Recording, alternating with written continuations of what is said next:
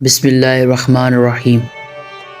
Islamic out لک کے معزز ناظرین گرامی،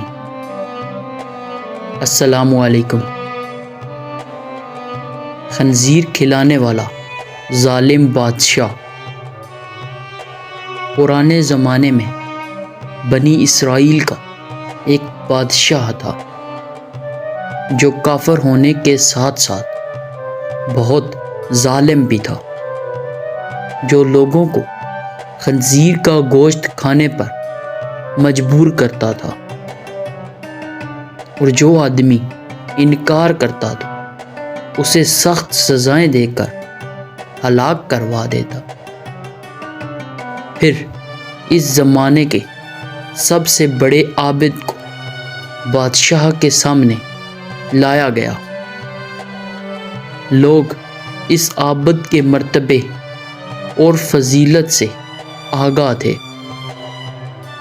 لوگ نہیں چاہتے تھے کہ اس عابد بزرگ کو بادشاہ کی طرف سے کوئی تکلیف پہنچے، اس لیے ایک سپاہی نے عابد سے کہا، آپ مجھے ایک بکری کا بچہ ذبح کر کے دے دیں۔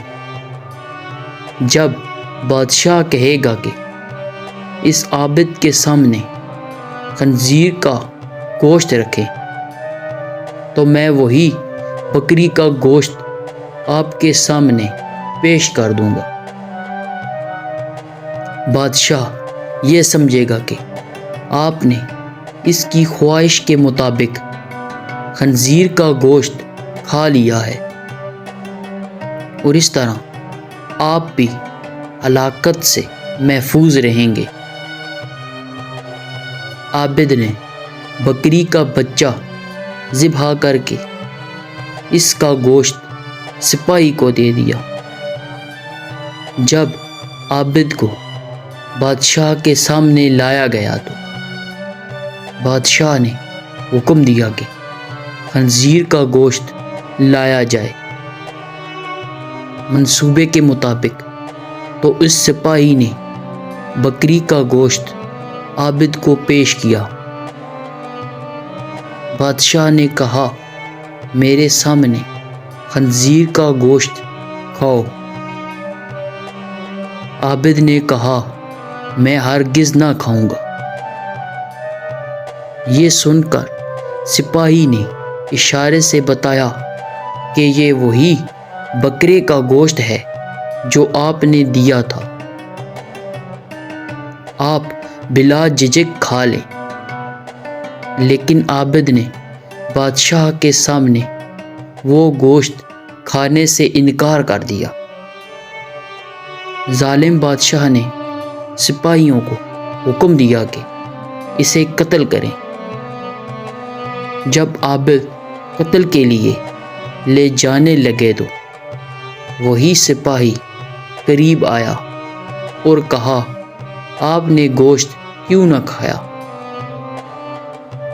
باخدا یہ وہی گوشت تھا جو آپ نے دیا تھا۔